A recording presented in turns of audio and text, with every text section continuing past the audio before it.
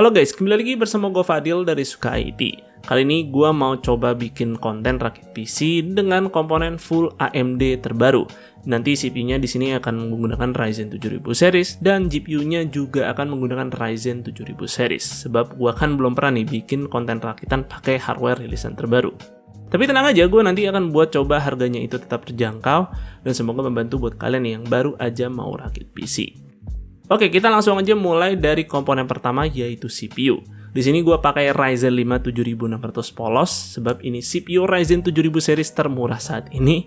Sebelum secara tiba-tiba si AMD tuh rilis Ryzen 5 7500F. Ya mungkin di lain waktu kita akan bahas CPU ini. Jadi untuk rakitan kali ini gue baru nyiapin si Ryzen 5 7600 polosnya aja. Yang untuk pembahasan lengkapnya sih udah pernah gue bahas ya dan pernah gue buat tuh videonya. Kalian bisa cek melalui card di atas. Nah, karena kita nggak pakai CPU yang terlalu demanding, maka di sini gue bakal menggunakan motherboard A620M aja nih, yaitu kali ini dari ASRock A620M HDV M2+. Ya karena harganya memang lebih murah bahkan dari RAM DDR5-nya itu sendiri. Tapi tetap kok motherboard ini cukup-cukup aja untuk handle CPU seperti Ryzen 5 7600 polos. Dan sekilas saja mengenai spek motherboard ini karena kan gue belum pernah review ya. Di sini walaupun budgetnya ngirit, ASRock tetap nih ngasih slot M.2 NVMe Gen 4 2 buah plus masih ada slot M.2 Wi-Fi misalnya kalian mau pasang chip Wi-Fi ke depannya untuk motherboard ini. Nah untuk VRM motherboard ini sih dilengkapi dengan PowerPhase 6+1+1 dari DRMOS yang di sini juga udah ada heatsink dan diklaim itu udah cukup ya untuk supply CPU ber-TDP hingga 120 watt. Makanya gue yakin kalau Ryzen 5 7600 polos cukup banget sih di motherboard seperti ini. Ya karena TDP-nya aja itu CPU cuma 65 watt. Nah untuk kelengkapan portnya juga sekedar ya cukup aja untuk memenuhi kebutuhan percolokan di tahun 2023 ini. Oke nih, buat kalian bertanya apakah motherboard ini menggunakan RAM DDR4? Karena kan harganya terjangkau banget nih. Well, sayangnya motherboard ini masih menggunakan RAM DDR5. Ya karena kan Ryzen 7000 series sendiri hanya mendukung RAM DDR5 saja, nggak ada tuh RAM DDR4. Jadi untuk itu gue bakal pakai RAM DDR5 yang nggak mahal-mahal, yaitu dari Team Grip Elite plus 32GB. Yang saking terjangkaunya RAM ini tuh sampai nggak ada profil XMP-nya atau Expo. Tapi tenang aja, speed bawaannya itu udah lumayan kenceng kok, yaitu 5600 MHz. Kemudian untuk storage, gue pakai NVMe Gen 3 aja yang sekedar cukup, yaitu dari Apecer AS2280P4.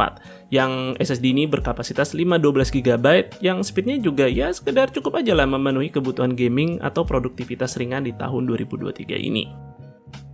Selanjutnya untuk CPU cooler, sekali lagi gue percayakan pada si PC cooler Paladin 400. Ya pokoknya kalau ada hal CPU cooler yang murah-murah, yang 200 ribuan, gue pasti bakal pakai si PC cooler ini ya karena memang nggak pernah salah sih buat ditandem sama CPU kelas mid-range seperti 7600 polos ini. Dan by the way, gue juga pernah tes kemampuan Ryzen 5 7600 menggunakan CPU cooler ini pada video di atas, kalian bisa cek. Oke, ini dia nih CPU yang akan gue pakai pada rakitan ini, yaitu ASRock Phantom Gaming RX 7600. Ya biar sekalian motherboardnya ASRock, GPU-nya juga ASRock, biar satu tema aja lah gitu. Sebagai GPU RDNA 3 desktop termurah saat ini, masih cukup kok memadai untuk memenuhi kebutuhan gaming kalian di tahun 2023. Ya asal mintanya nggak berlebih, apalagi yang alergi VRAM 8GB nih. Ya sebenarnya GPU ini cukup-cukup aja kok buat main game di resolusi 1080p. Nah, sebenarnya sih ini cooling GPU-nya tuh agak lebay ya, karena 7600 sendiri juga nggak gede-gede banget konsumsi dayanya.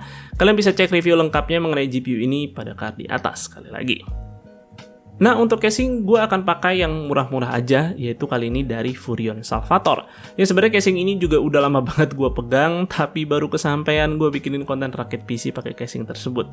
Jadi biar sekalian aja gue pakai. Nah, casing Furion ini walaupun ditujukan untuk segmen yang murah, tapi ternyata dia punya ukuran mid tower ATX. Cuman kayaknya nggak cukup nih kalau kalian mau pasang radiator 240mm di top panel. Ya paling bisanya sih pasangnya di front panel, dan untuk radiator 360mm sepertinya juga bakal agak ngepas banget ya kalau ditaruh di front panel ini. Nah untuk dust filter ya cukup lengkap sih, di top panel ada, kemudian di front panel juga ada. Kemudian untuk menggunakan CPU cooler tower, casing ini bisa muat untuk CPU cooler dengan tinggi maksimal 155 mm. Lalu untuk storage bay, di sini kalian bisa pasang 2 SSD 2,5 inch atau 1 HDD 3,5 inch plus 1 SSD 2,5 inch. Yang untuk SSD-nya ini kalian bisa pasang di bagian samping ini nih, yang cara lepasnya juga cukup mudah. Lalu untuk I/O port pada casing ini udah dikasih 3 port USB, jadi ya lumayan lah untuk harganya. Nah, justru part yang kerasa membuat casing ini tuh ada di segmen terjangkau, ya seperti di sini nih, kalian nggak dapat fan bawaan sama sekali. Jadi polos seperti ini aja casingnya, dan tentu build quality-nya juga ya besinya kerasa cukup tipis lah. Ya nggak bisa komplain sih untuk hal ini, ya mengingat harga yang dikasih. Untungnya sih Furion di sini masih menggunakan side panel tempered glass, ya walaupun sih mekanismenya masih ala-ala casing terjangkau yang belum sliding nih, dan belum juga ada frame besinya. Oh ya, gue hampir lupa nih sebut power supply-nya apa. Di sini gue bakal pakai Deepcool PF500, sebuah power supply 500 watt 80 plus watt, yang seharusnya sih cukup aja. Ya, di sini kan cuman pakai Ryzen 5 7600 polos dan juga RX 7600. Dan berikut nih proses masukin komponen ke dalam casing.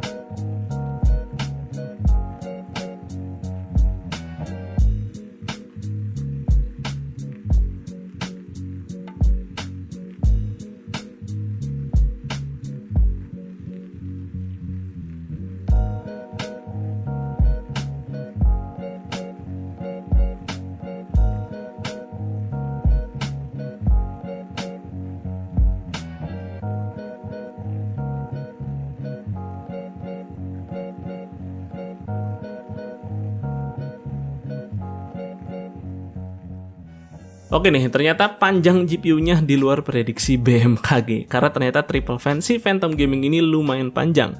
Namun ternyata casing ini sih masih muat-muat aja kok dipasangin GPU sepanjang ini. Hanya saja kalian mungkin nggak bisa pasang fan di depan front panel jadinya.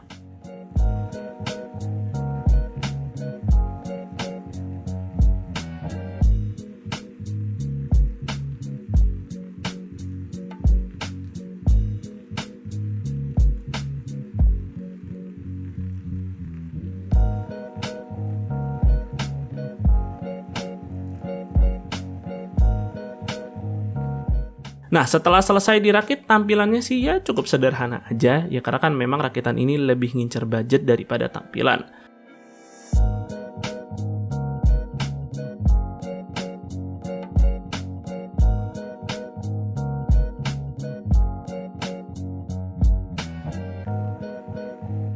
Untuk hasil benchmarknya, CPU Ryzen 5 7600 polos bisa berjalan cukup oke kok pada motherboard A620M. Ya walaupun di sini nggak bisa di overclock ya, karena kan chipsetnya masih A620.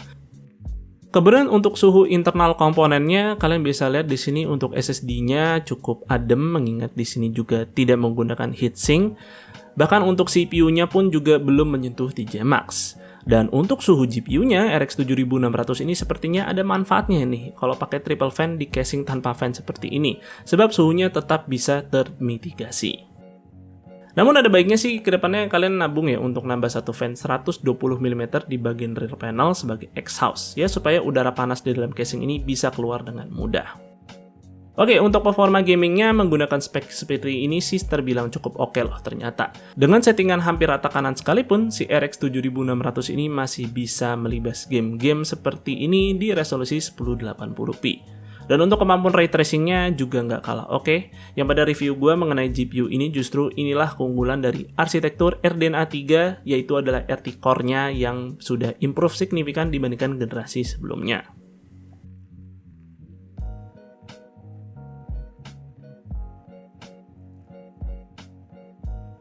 Kemudian untuk keperluan content creation juga masih bisa kok dipakai untuk GPU Radeon.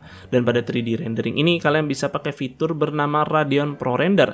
Yang di sini fiturnya berguna untuk mempersingkat waktu render. Hanya saja sih fitur ini masih belum sepenuhnya optimal karena pada Project Classroom fitur ini malah bikin waktu rendernya jadi lebih lambat. Mungkin yang bakal kepake untuk content creation ini adalah fitur AV1 encoder milik RX 7600 ini. Jadi kalau kalian mau pakai stream atau recording dengan kodek AV1, ya kalian bisa lihat nih di sini hasilnya kalau pada bitrate yang sama, kodek AV1 ini menghasilkan kualitas gambar yang lebih baik.